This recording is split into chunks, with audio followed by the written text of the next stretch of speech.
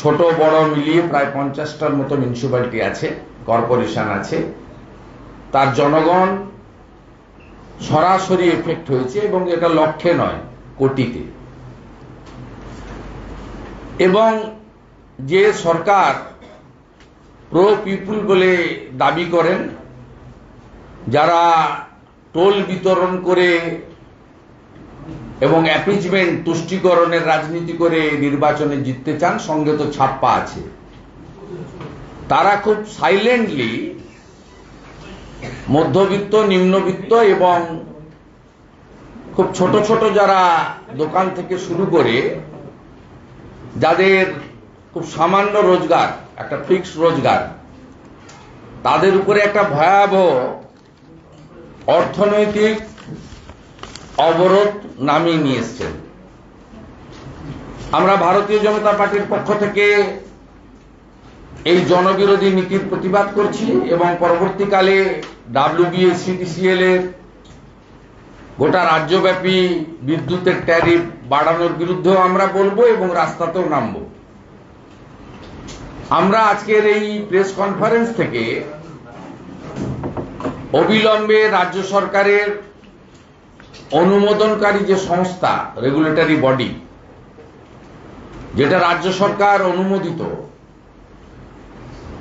এই বাড়তি বিল প্রত্যাহার করার জন্য আমরা সুনির্দিষ্টভাবে দাবি করছি এবং 1 সপ্তাহের মধ্যে এটা করতে হবে।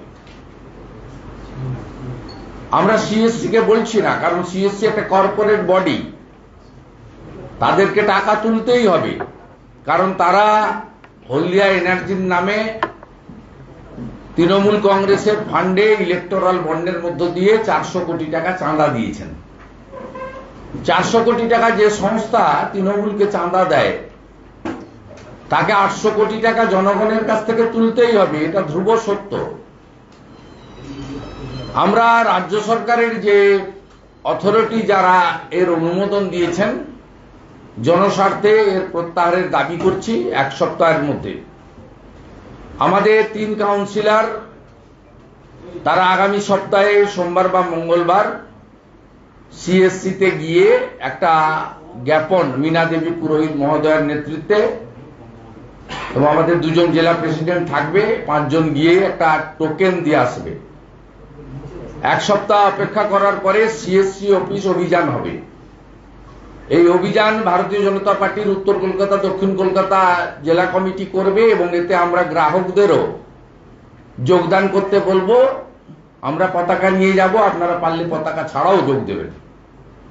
মাস মুভমেন্ট আমরা করব এবং আমি নিজে উপস্থিত থাকব, পার্টির অন্যান্য নেতাদের, বিধায়ক, সাংসদদেরও উপস্থিত থাকার জন্য আমরা আহ্বান জানাব।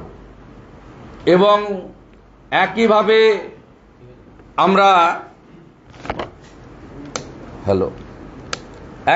আমরা বিদ্যুৎ ভবনেও কর্মসূচি নেওয়ার কথা আমরা পার্টির সঙ্গে কথা বলে বা ওখানকার ইউনিটের সঙ্গে কথা বলে জেলার সঙ্গে আমরা সে কর্মসূচিও নিতে চাই এবং এই বিষয়েও সেপারেট আমরা জানাবো।